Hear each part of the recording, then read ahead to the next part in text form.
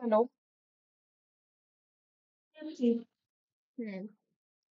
तो इसमें पढ़ना है algorithm and flow chart computer में।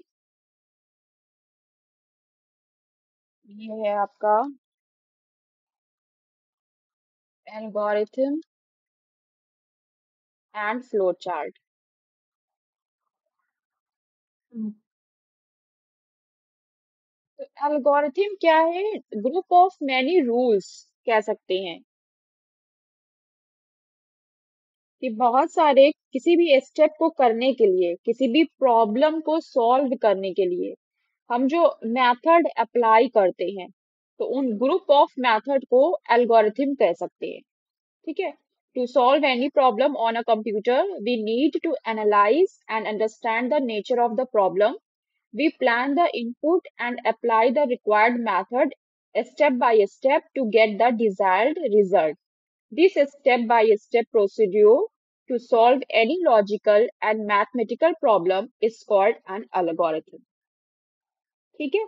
जैसे कि एल्गोरिथम है, हमने ये एक ड्रॉ कर दिया। ठीक है। तो सबसे पहले हमने क्या किया? एनालाइज किया। हमने क्या एनालाइज किया?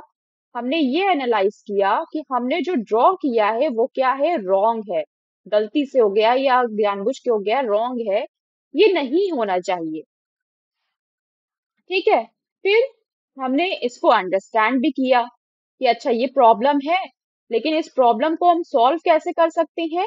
या तो हम इसको सेलेक्ट करके डिलीट करें, या फिर हमारे पास क्या है? इरेजर टूल है। हमने यहाँ से इरेजर टूल लिया, और इरेजर टूल से हमने क्या किया? इसको कैसे मिटाया जाएगा? हमें पता है कि इसको हम इस तरह से इसी के ऊपर प्रेस करेंगे तो ये मिटल जाएगा। तो प्रॉब्लम को हमने फिर क्या किया? एनालाइज किया, अंडरस्टैंड किया, उसका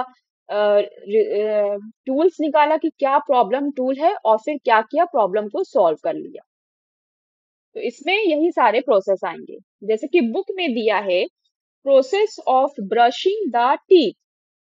तो टेक योर, अगर ब्रश करना है तो ब्रश करने के लिए एक सिंपल डेली लाइफ एक्टिविटी से समझा रहा है कि कैसे मैथ्स की प्रॉब्लम को सॉल्व करेंगे। तो अगर हमें ब्रश करना है तो ब्रश करने के लिए क्या करना पड़ेगा? सबसे पहले हमें जो शेल्फ में हमारा टूथब्रश रखा है, टूथब्रश, हमें वो क्या करना पड़ेगा? वहां से निकालना पड़ेगा। सबसे पहले उसको उठाना पड़ेगा, टूथब्रश को उठाना पड़ेगा। फिर हमें पेस्ट भी निकालना पड़ेगा, और पेस्ट को क्या करना पड़ेगा? प्रेस करना पड़ेगा। वॉश बेसिन के पास जाना पड़ेगा। Rinse the brush and turn off the tap. Brush करने के बाद फिर टैप को, जो टैप है, टैप को बंद करना होगा, क्लोज करना होगा। पानी लेना है तो ओपन करना होगा, अदरवाइज क्लोज करना होगा। ओपन और क्लोज टैप। तो ये सारे जो इंस्ट्रक्शन माइंड हमें देता है वो क्या है? Group of method to solve any problem. फिर clean the brush and rinse your mouth, take the tongue cleaner, clean your tongue, rinse your mouth again, finally you get the desired result कि shiny teeth, साफ सुथरा teeth तुम्हें मिल जाएगा। तो ये तो एक नॉर्मल प्रॉब्लम हो गई। लेकिन एल्गोरिथम का हम लोग यूज करते हैं मैथ्स की थोड़ा लॉजिकल प्रॉब्लम्स को सॉल्व करने के लिए। Rules for writing an algorithm. तो एल्गोरिथम किस लैंग्वेज में लिखा जाता है? इंग्लिश लैंग्वेज में लिखा जाता है, क्योंकि कंप्यूटर की जो सॉफ्टवेयर लैंग्वेज है वो इंग्लिश लैंग्वेज है, इसलिए इंग्लिश लैंग्वेज में हम एल्गोरिथम लिखते हैं। क्या होनी चाहिए? एल्गोरिथम की लैंग्वेज क्या होनी चाहिए? It should be written in simple precise. जो इंग्लिश लैंग्वेज में writing writing of algorithm, algorithm कैसा होना चाहिए? ऐसा होना चाहिए कि सबको समझ में आना चाहिए। तो इसमें सबसे पहली जो है, जो लैंग्वेज होनी चाहिए, वो लैंग्वेज क्या है? English language. इंग्लिश लैंग्वेज में हम एल्गोरिथम को लिखते हैं। फिर कैसी होनी चाहिए ये लैंग्वेज? ये सिंपल होनी चाहिए और प्रिसाइज होनी चाहिए। प्रिसाइज का मतलब उसमें कोई त्रुटि ना हो, और सब एवरीवन अंडरस्टैंड, ताकि अंडरस्टैंडेबल होनी चाहिए, एवरीवन कैन अंडरस्टैंड। तो ये छोटी छोटी चीजें, इस तरह का शॉर्ट नोट्स बना के अपना आंसर बना सकती हो।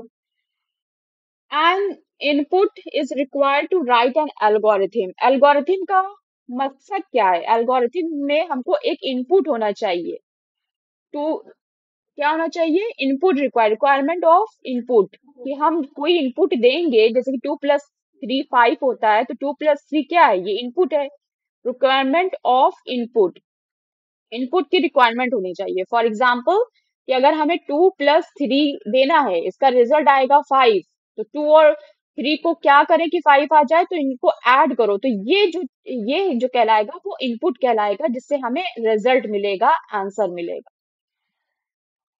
फिर each step should be written in sequential manner. Sequential manner का मतलब क्या है, सिक्वेंशियल मैनर में सिक्वेंशियल मैनर में सारे मैथड स्टेप लिखे होने चाहिए। मैथड के स्टेप कैसे लिखे होने चाहिए, बोलो।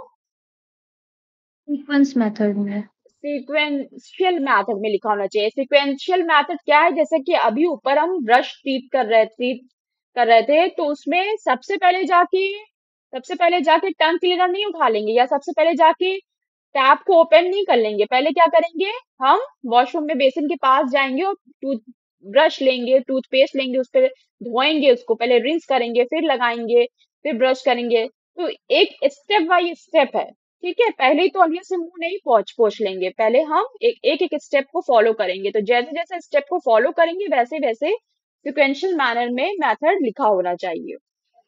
फिर क्या, one can include variables and define mathematical expression to calculate the result. हाँ, इसमें हम वेरिएबल्स भी लिख सकते हैं, वेरिएबल्स भी होना चाहिए। फॉर्मूला अगर हम लिख रहे हैं तो उसमें कोई भी फॉर्मूला होना चाहिए। जैसे कि अगर हम फॉर्मूला लिखें, perimeter of rectangle,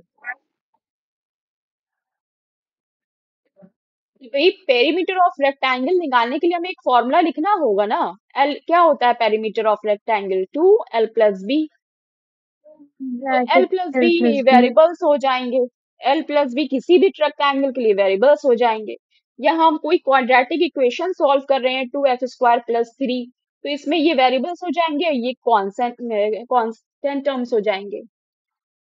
constant terms भी ऐसे ही इंट्रोड्यूस करा सकते हैं। Each instruction should be execute with in the reasonable time frame. Reasonable time frame मतलब एक जो भी reasonable time frame for method execution.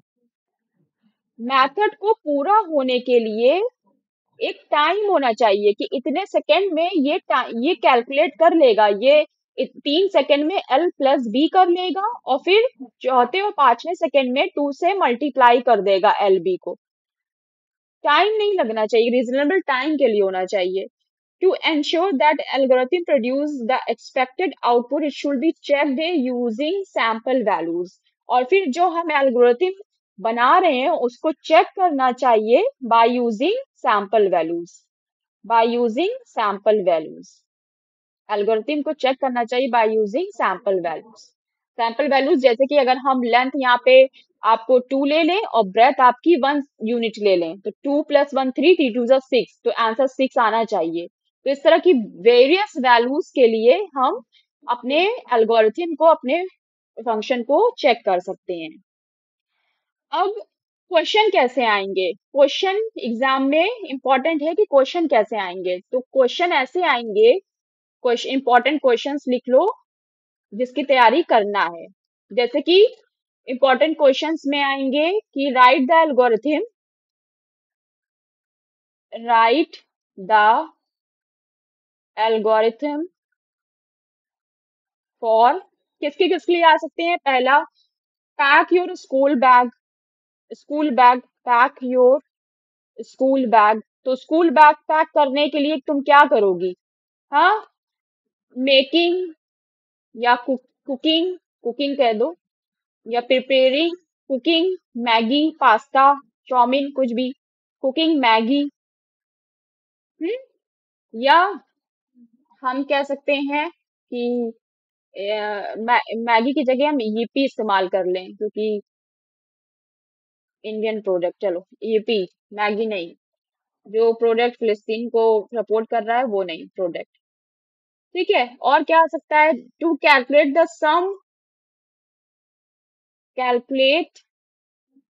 To calculate the sum. तो इस तरह के डिफरेंट प्रॉब्लम्स आ सकते हैं। Compare two numbers, find the greater one, comparing the numbers, या अभी जो था कंपेयरिंग द नंबर्स, या जो अभी तुमने किया कि brush your teeth, brushing your teeth. तो इस तरह के एल्गोरिथम लिखने को आएगा। तो इसमें बहुत सारी प्रॉब्लम्स है। अब मुझे कोई भी एक बोलो सॉल्व करने के लिए। ब्रश योर टीथ तो हो चुका है। इन चार में से कोई एक भी बोलो जो सॉल्व कर दे, जिसका हम तुम्हें बता दे कि कैसे एल्गोरिथम सिंपल लैंग्वेज में लिखा जाएगा। Fourth one. Comparing the numbers. हाँ, कंपेयर टू नंबर। ठीक, कंपेयरिंग द नंबर्स करते हैं। तो कंपेयरिंग द नंबर्स के लिए algorithm for comparing the numbers. Okay, तो क्या क्या स्टेप लिखना है, देखो इसमें क्या क्या स्टेप लिखेंगे। स्टेप वन, क्या है स्टेप वन, क्या होना चाहिए? सबसे पहले जिन भी नंबर को हमें कंपेयर करना है, तो कंपैरिजन हमेशा दो चीजों में होता है, दो ग्रुप में होता है, दो चीजों में होता है, दो यूनिट्स में होता है। तो हम ये कहेंगे कि सबसे पहले हम इनपुट करेंगे कौन, दो नंबर। अब वो दो नंबर क्या हो सकते हैं? अब कुछ भी हो सकते हैं, X Y Z A B C D अलिफ बा ता सा, कुछ भी हो सकते हैं। तो input two numbers, input two numbers and store them. Store them मतलब उनको याद रखेंगे। स्टोर देम क्या है, किस में स्टोर कर रहे हैं? In M and N. हमने दो नंबर ले लिए, एम एंड एन। अब दूसरा स्टेप क्या करेंगे? अब हम चेक करेंगे। सेकेंड स्टेप में हम चेक करेंगे क्या ये एम और एन, कंपेयरिंग करना है ना, मतलब बड़ा है, छोटा है, या बराबर है। तो सबसे पहले हम देख लेते हैं क्या एम एन के बराबर है ना। तो सेकेंड स्टेप क्या होगा? टू चेक क्या whether M is equal to N, क्या एम एन के बराबर है। तो अगर थ्री थ्री है तो हाँ, थ्री थ्री के बराबर है। तो एग्जीक्यूशन क्या होगा? यहीं पे स्टॉप हो जाएगा। अगर ट्रू होगा तो स्टेप यहीं पर स्टॉप हो जाएगा। तो क्या लिखोगी? इफ ट्रू, अगर तुम्हारा एग्जीक्यूशन ट्रू है, इनपुट आउटपुट ट्रू आता है, तो then stop, go to stop the step, then go to stop next step, जो भी आपका आएगा। Then if true then go to stop next step, जो भी नेक्स्ट स्टेप है उसको हम स्टॉप कर देंगे। लेकिन वेदर के साथ हम क्या लगाएंगे? सिंथेसिस ऑफ सेंटेंस पढ़ा है तुमने। लेकिन अगर ये ट्रू नहीं है, इफ फॉल्स, लेकिन फॉल्स हुआ, एल्स, यानी कि ट्रू नहीं है, अगर इसके अलावा है, फॉल्स है, ट्रू नहीं है तो फॉल्स ही होगा ना। तो क्या होगा? तब हम क्या कहेंगे? Go to next step, go to next step. तब हम नेक्स्ट स्टेप की तरफ जाएंगे। इतना समझ में आया?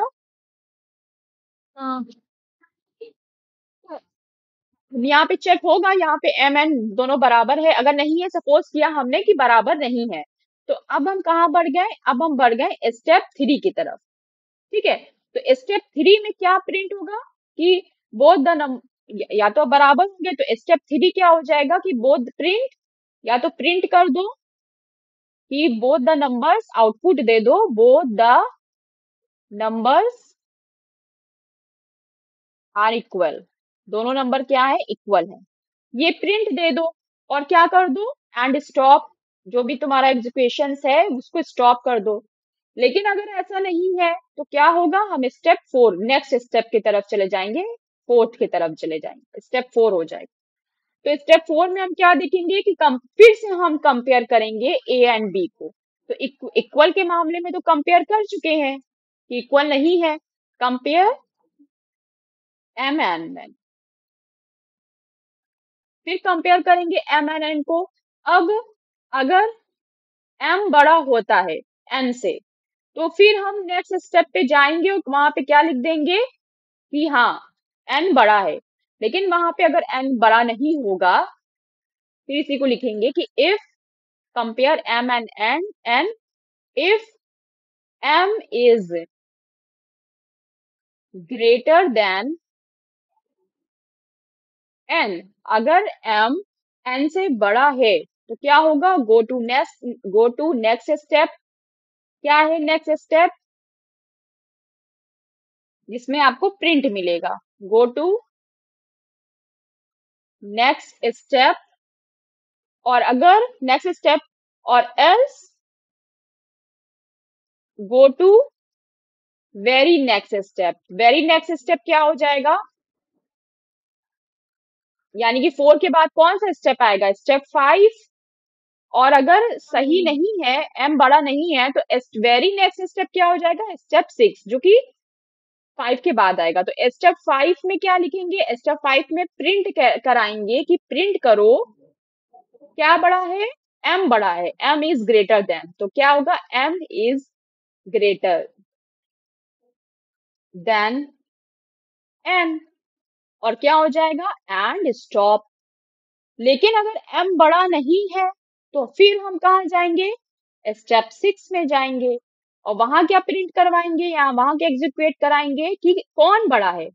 m तो अभी बड़ा निकला नहीं, तो कौन बड़ा होगा फाइनली। देखो अब एग्जीक्यूशन हुआ कैसे, क्या m और n इक्वल है,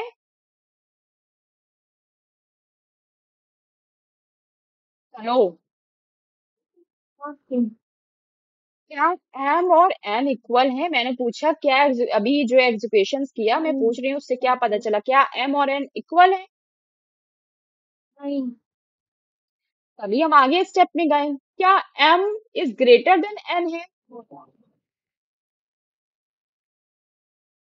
नहीं है इज ना, तभी तो ग्रेटर हम लिख देन। रहे हैं कि m नहीं। ग्रेटर देन नहीं है।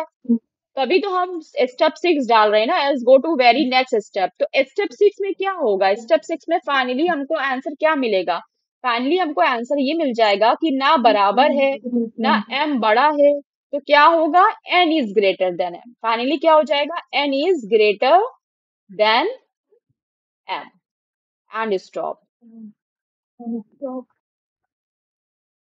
एंड, खत्म। आई बात समझ में। इसी तरह से सारे करने होंगे,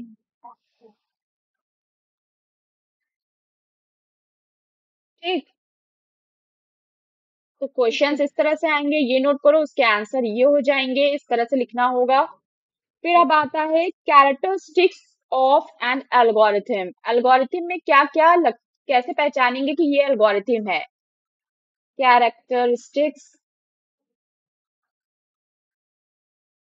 ऑफ एल्गोरिथम, एल्गोरिथम में क्या क्या होता है, क्या क्या होता है भाई।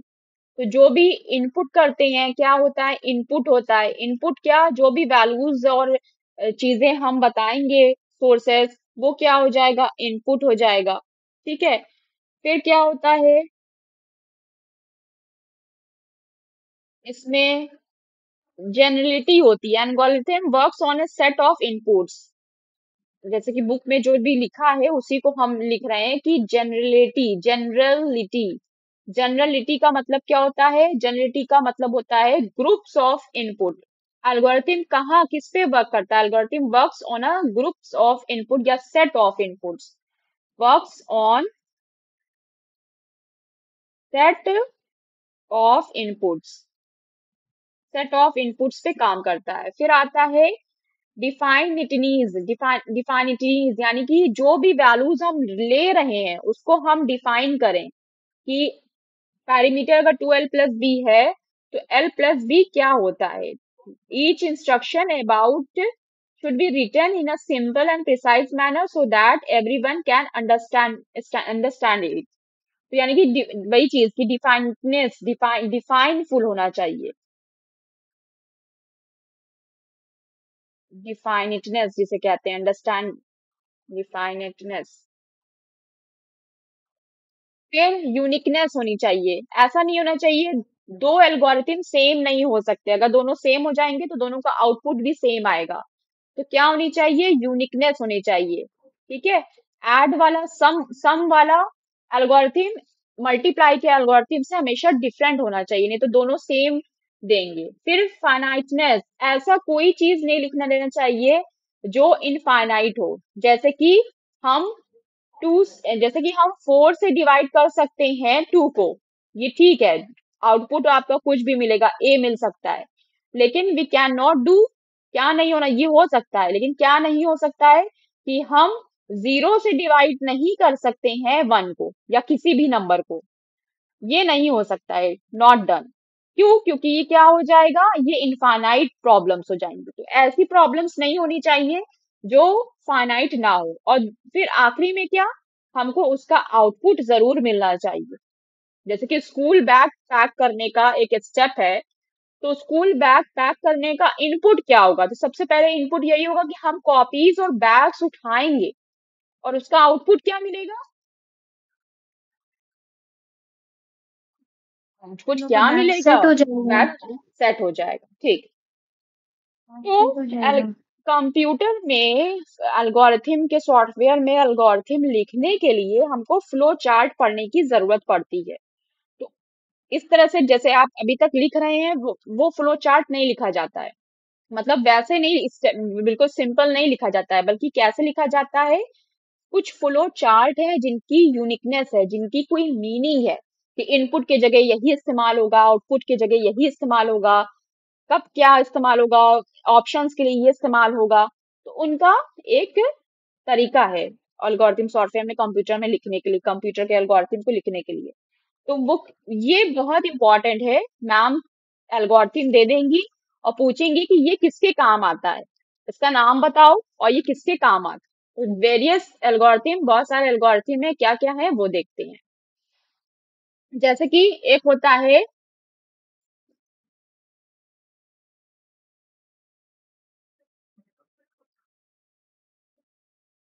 ये इस तरह का शेप का, ठीक है, ये शेप का एल्गोरिथम, इसका नाम ये होता है स्टार्ट एंड स्टॉप बॉक्स। जो भी लिखना शुरू करेंगे वो क्या है, स्टार्ट एंड स्टॉप बॉक्स, तो स्टार्ट एंड स्टॉप बॉक्स करते हैं। नाम से भी इसी समझ में आ गया होगा कि ये कहाँ यूज होगा, इसका पर्पस कहाँ है, यूज इन बिगिनिंग टू, हाँ, बिगनिंग एंड एंडिंग। एंडिंग, आखिरी और शुरू में इस्तेमाल करें। फिर आता है आपका एक, ये कुछ पैरेललोग्राम टाइप का, दिस वन, इसका नाम होता है इनपुट या आउटपुट बॉक्स, इनपुट या आउटपुट बॉक्स। तो जो भी इनपुट लिखेंगे वो इसी में लिखेंगे, जो भी आउटपुट लिखेंगे वो इसी में लिखेंगे। तो जाहिर सी बात है, यूज भी समझ में आ जाएगा कि ये क्या करेगा, एक्सेप्ट करेगा इनपुट को, इसका यूज क्या है, accepting input and output. And giving output, क्योंकि आउटपुट हमेशा देता है, एंड गिविंग आउटपुट, तो आउटपुट के साथ गिविंग लग जाएगा और इनपुट के साथ एक्सेप्टिंग लग जाएगा। उसके बाद आता है रेक्टेंगल,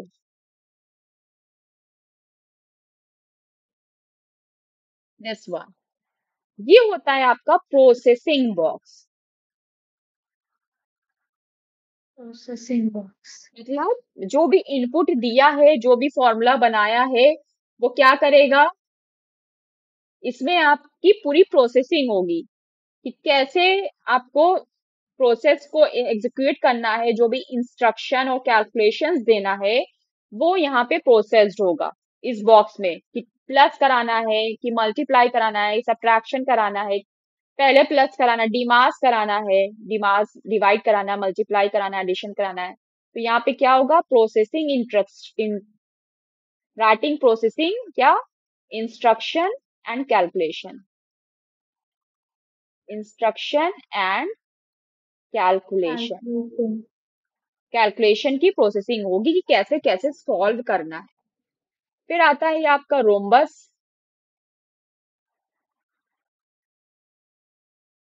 इस रोम्बस का, इस स्क्वायर का काम क्या है? डिसीजन या कंडीशन बॉक्स। कि अब प्रोसेसिंग के बाद कि डिसीजन लेना कि इक्वल है, ग्रेटर देन है, कि लेस देन है, ये डिसीजन लेना, या फिर यहाँ पे हम जो भी कंडीशन लगाते हैं कि अगर इक्वल नहीं है तो आगे बढ़ो, है ना। कंडीशन बॉक्स अभी देखा ना ऊपर वाली प्रॉब्लम्स में, यहाँ पर देखा ना, यहाँ पे ये जो आई थी डिसीजन, ये डिसीजन कर रहा था, अगर प्रिंट कर रहा है यहाँ पर, print both the numbers are equal, both the numbers are equal, अगर ये प्रिंट कर रहा है तो ये चीज क्या हो गई? Both the numbers are equal, ये पूरा क्या हो गया? ये इसका डिसीजन हो गया कि भाई इसने डिसीजन ले लिया है।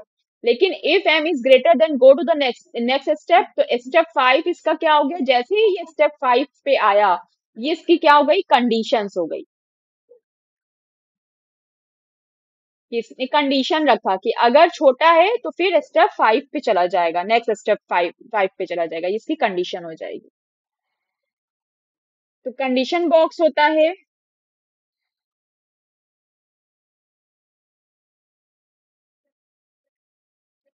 कंडीशन और डिसीजन बॉक्स ही समझ में आ रहा है। इसका यूज क्या होगा? कि क्या करेगा? चेक चेक करेगा कि जो भी अप्लाइंग कंडीशंस हैं उनको चेक करेगा, checking the applying conditions, checking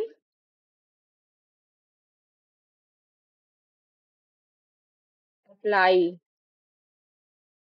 conditions, कि क्या कंडीशंस लगा रहा है उस हिसाब से चेक करेगा। फिर आते हैं फ्लो लाइंस। फ्लो लाइंस क्या होती हैं? Move side, this side, move this side, up side, down side, ये सारी आपकी फ्लो लाइंस होती हैं। ठीक है, ये फ्लो लाइंस, इनका नाम है फ्लो लाइंस। और ये फ्लो लाइंस का मतलब क्या है? कि आपका चार्ट किधर जा रहा है, direction in which the control the program is moving. कि पहले तुम्हें प्रोसेसिंग करना है, इनपुट के बाद प्रोसेसिंग में जाना है, प्रोसेसिंग के बाद डिसीजन देना है, फिर क्या कुछ इनपुट करना है, तो ये क्या देती है? ये डायरेक्शन देती है जो प्रोग्राम को कंट्रोल करता है। क्या हो जाएगा इसका? Giving giving direction to control the program, या algorithm methods to control the programme.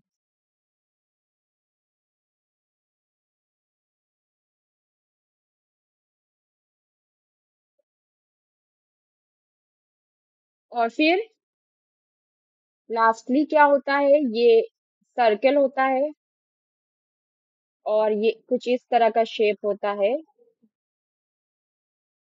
Pentagon.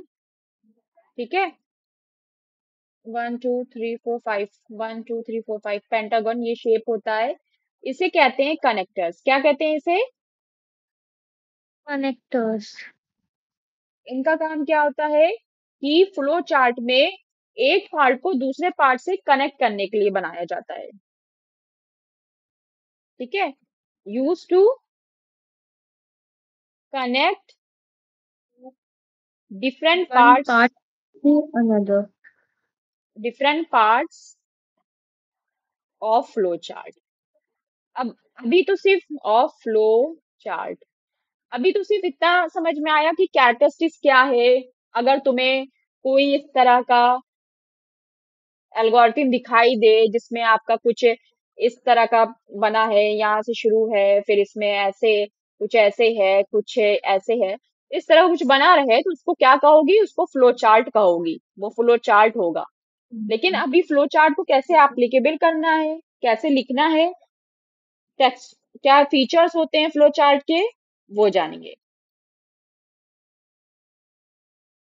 जो भी एल्गोरिथम अभी तुम सिर्फ सिंपल स्टेप्स में लिख रही थी, जो भी एल्गोरिथम हमने तुमको लिखने को दिया, कुकिंग मैगी, कुकिंग एपी, pack your school bag, calculate the sum, comparing the number, whatever, brushing the tooth, तो इसको अभी तुमने कैसे लिखा था? जस्ट सिंपल स्टेप में, step 1 step Simple 2 on language. So on. अब इसी इसी एल्गोरिथम को, इसी स्टेप्स को तुम्हें किस में लिखना है? किस में लिखना है? Flow charting. फ्लो चार्ट में लिखना है। Flow charting. हाँ, तो जैसे कि पैकिंग ऑफ स्कूल बैग का लिखा जाए,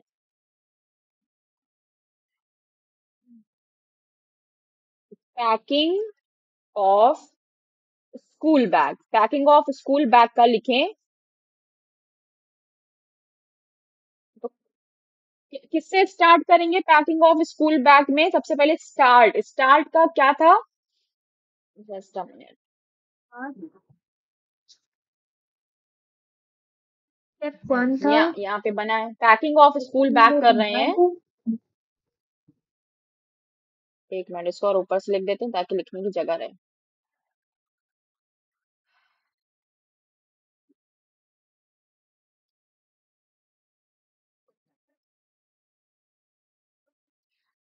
पैकिंग ऑफ स्कूल बैग, इसकी हमें क्या लिखनी है? फ्लो चार्ट बनानी है, एल्गोरिथम लिखनी है।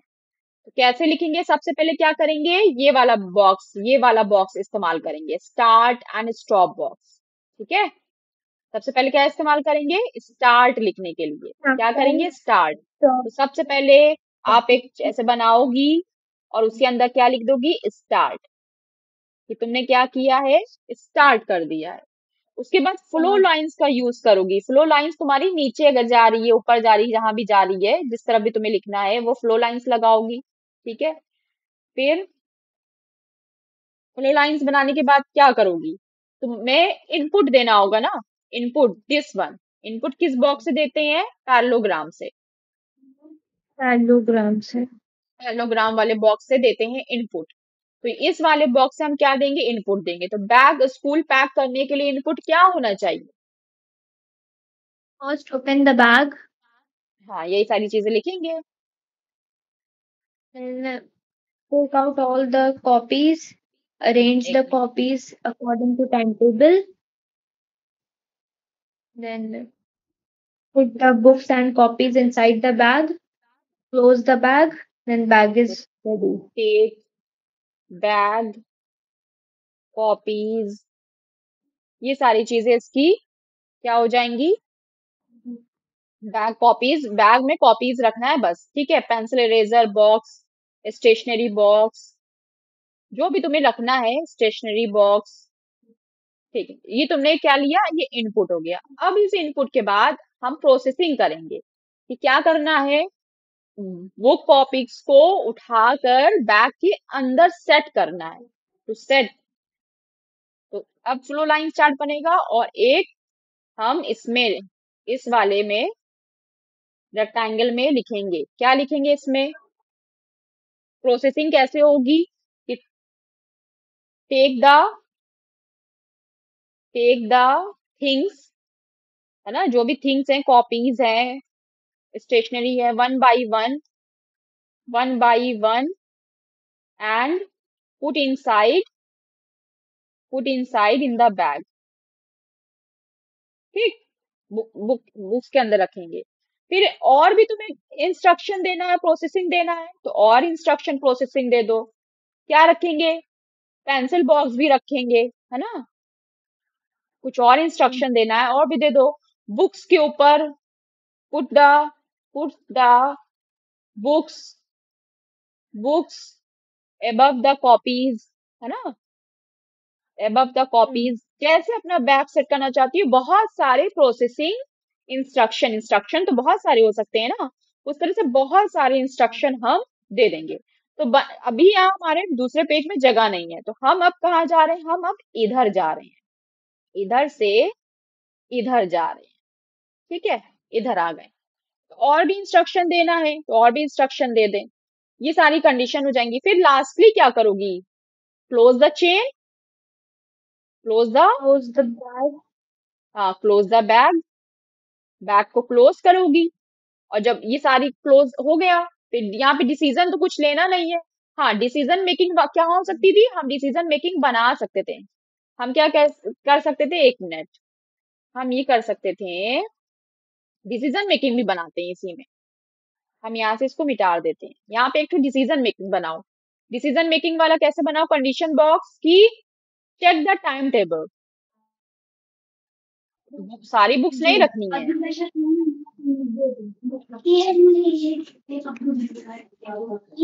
इस बॉक्स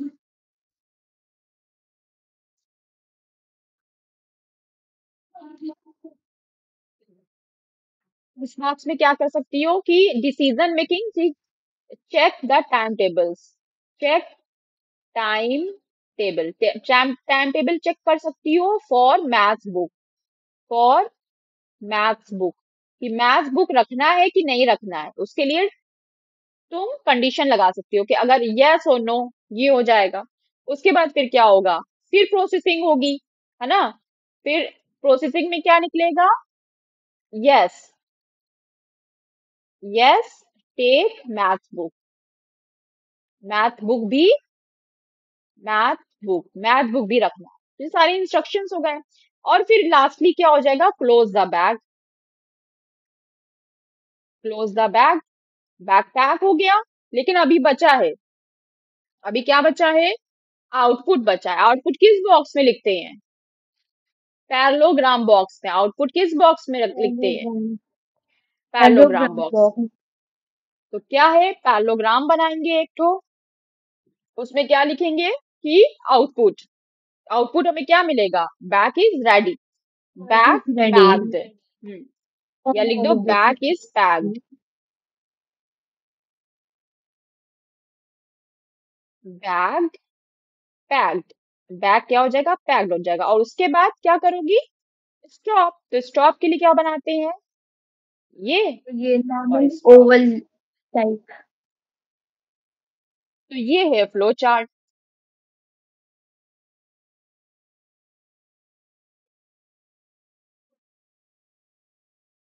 समझ में आया।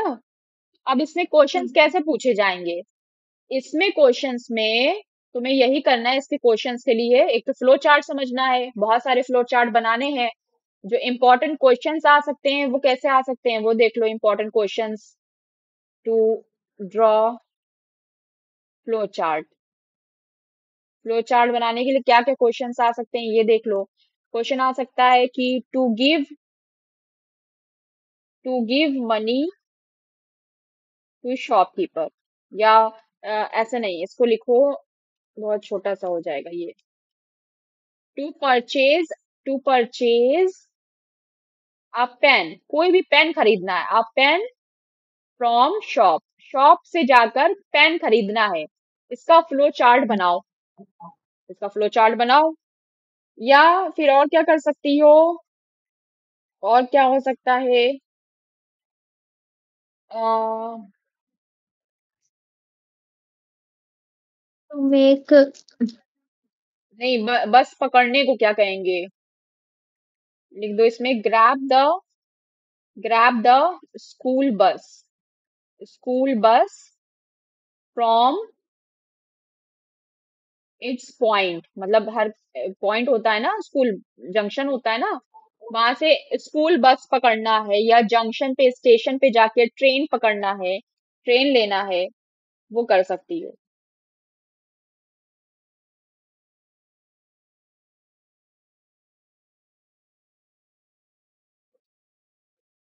या और क्या कर सकती हो, इसी तरह से कुछ मैथ्स प्रॉब्लम में कैलकुलेट कर सकती हो, कैलकुलेट द सम, सम सम निकाल सकती हो।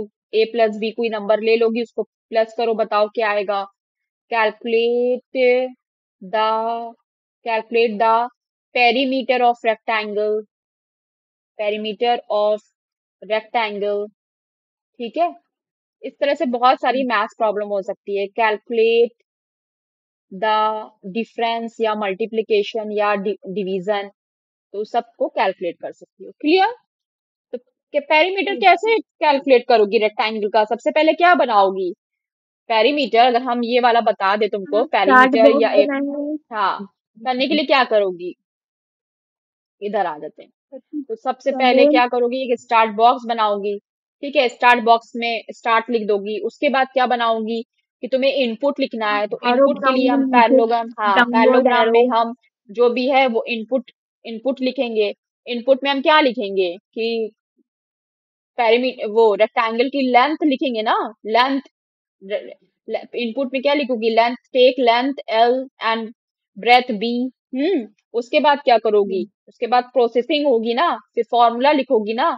ये रेक्टेंगल वाले बॉक्स में क्या लिखोगी, perimeter of rectangle is equal to 2 L plus B, है ना। फिर ये प्रोसेसिंग होगा, फिर जब प्रोसेसिंग कर दोगी तो क्या हो जाएगा, प्रोसेसिंग के बाद आउटपुट तुम्हें यहाँ से मिल जाएगा।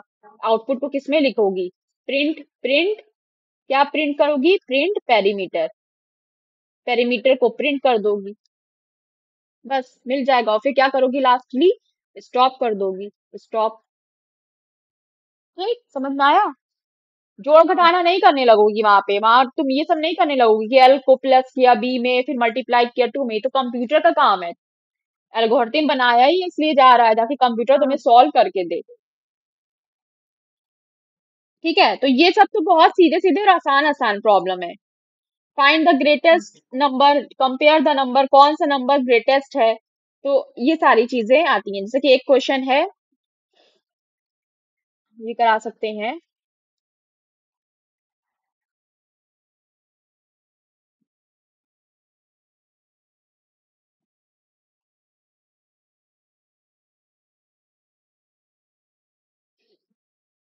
एक लास्ट क्वेश्चन इसमें करा के फिर खत्म करते हैं क्लास। कि इसमें करना हमें ये है कि कंपेयर टू नंबर्स, दो नंबर को कंपेयर करना है। कोई भी दो नंबर है उसको कंपेयर करना है, उसका फ्लो चार्ट बना रहे हैं। तो सबसे फ्लो चार्ट के पहले क्या हो जाएगा, एक ओवल में क्या लिखेंगे, स्टार्ट। ठीक है, हाँ, स्टार्ट लिखेंगे।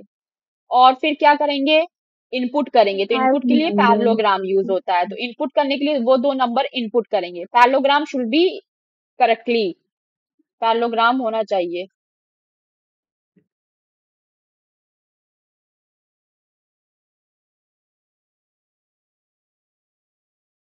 पैरेललोग्राम बना के उसमें क्या करेंगे, इनपुट, या क्या करेंगे, उसको लिखेंगे कि रीड नंबर, रीड, रीड का मतलब नंबर को पढ़ो।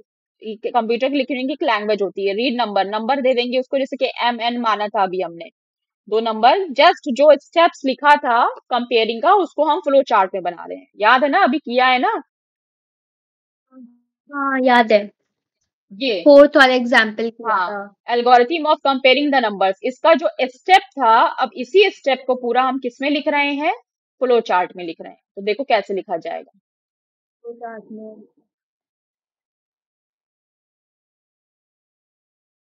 स्टार्ट किया, एम एन नंबर ले लिया। अब कंडीशंस है, इसमें बहुत सारी कंडीशंस आएंगी कि इक्वल है, कि ग्रेटर देन है, कि क्या है, बहुत सारी कंडीशंस आनी है। तो हम कंडीशंस, पहली कंडीशंस बनाने के लिए क्या करेंगे, एक रोम्बस बनाएंगे, बड़ा सा रोम्बस बनाओ। अगर इज, पहली कंडीशन क्या है कि m इक्वल है n के। अगर m इक्वल है n के, तो दो सवाल होता है कि हाँ, यस या फिर नो, 0 1। नो, नो का मतलब क्या हो जाएगा, चलो इसको छोड़ो। 0 1 1 1, नो का मतलब 1 होगा, जीरो का मतलब ऑफ होता है। बस ऐसे ही लिखो इसको, 1 2 मत लिखो, ऐसे ही लिखो। तो अगर यस है, अगर, तो हम क्या करेंगे, आउटपुट दे देंगे। आउट यस है तो ठीक है, बात ही खत्म। आउटपुट दे दो। आउटपुट हम किस में लिखते हैं, पैरेललोग्राम में लिखते हैं। क्या हो जाएगा, आउटपुट क्या हो जाएगा, बोथ नंबर्स, कंपेयरिंग में क्या आ जाएगा, both numbers are are equal. Equal. खत्म बात, स्टॉप। फिर यहाँ पे क्या हो जाएगा, बार बार स्टॉप का साइन नहीं बनेगा, जो फाइनली स्टॉप का साइन बनाओगी उसको इससे जोड़ देंगे। अभी इसको ऐसे ही रहने देंगे, यहाँ से स्टॉप, इसको यहाँ पे लाके सबसे नीचे क्या करो, एक ओवल से जोड़कर स्टॉप लिख दो। क्या हो गया, प्रोग्राम यहाँ पे स्टॉप हो गया। लेकिन अगर नो है, तो अगर नो है इसका आंसर अगर नो है, तो फिर कंडीशन लगती है कि भाई बड़ा होगा, बराबर नहीं है। तो क्या होगा, तो कंडीशन के लिए क्या बनाते हैं हम लोग, रोम्बस। तो क्या होगा कि ये इज, रोमियो। हाँ, m is greater then n। तो फिर से दो कंडीशंस निकलेगी कि हाँ अगर बड़ा है, और फिर यस और नो, नो और यस। अगर बड़ा है तो साफ साफ हो जाएगा कि हाँ, क्या हो जाएगा, इनपुट आउटपुट क्या मिलेगा हमें, पैरेललोग्राम वाले बॉक्स में आउटपुट हमें मिल जाएगा कि m is greater, m is greater then n, m बड़ा है। और फिर ये कहाँ आ जाएगा, फिर ये इसी वाले बॉक्स पे आ जाएगा तुम्हारा। ठीक है, इधर एरो, यहाँ पे एरो लगाना जरूरी था, एरो नहीं लगाया था, ठीक है। ये एरो इधर लग जाएगा और स्टॉप हो जाएगा। लेकिन अगर नो है तो फिर से एक कंडीशन बनेगी कि अगर कंडीशन कंडीशन अब नहीं बनेगी, बल्कि ये होगा कि अगर नो है मतलब इक्वल भी नहीं हुआ, बड़ा भी नहीं हुआ, m इज ग्रेटर, अगर m बड़ा नहीं है तो फाइनली आउटपुट क्या मिल जाएगा कि n बड़ा है। n अगर m के बराबर भी नहीं है और छोटा भी नहीं है तो इसका मतलब तो यही पता चलता है ना कि n क्या है, बड़ा है। n बड़ा है। जब बराबर नहीं है, छोटा नहीं है तो क्या है, बड़ा हो गई। तो n is bigger, n is greater then m। और फिर से ये कहाँ जुड़ जाएगा, स्टॉप वाले जी। में जुड़ जाएगा। बेटा ये लाइन हमने रफली बनाई है, सारी लाइन एकदम हाँ सीधी सीधी बननी चाहिए, हाँ हाँ समझ रही हो ना। ये लाइन हाँ। बिल्कुल सीधी बनेगी, हम्म। ये लाइन यहाँ से सीधी बनेगी, ये लाइन यहाँ से एकदम सीधी बनेगी, ठीक। लो ज, बन के ज, तैयार हो गया। कोई भी क्वेश्चन में जैसे कंपेयरिंग में ही जिस क्वेश्चन में कंडीशंस आएंगे तो कंडीशन वाले को ऐसे बनाएंगे। हाँ, किसमें कंडीशंस आ रही हैं मैं इसको देखो, कैसे पता मैं चलेगा भी तुम्हें किसमें कंडीशंस आ रही हैं, जब क्वेश्चंस करोगी डिफरेंट बुक के तो तब तुम्हें समझ में आएगा कि हाँ वो आ रही है, कंडीशंस आ रही हैं। ये अच्छा नहीं लग रहा है, इसको ऐसे जोड़ते हैं,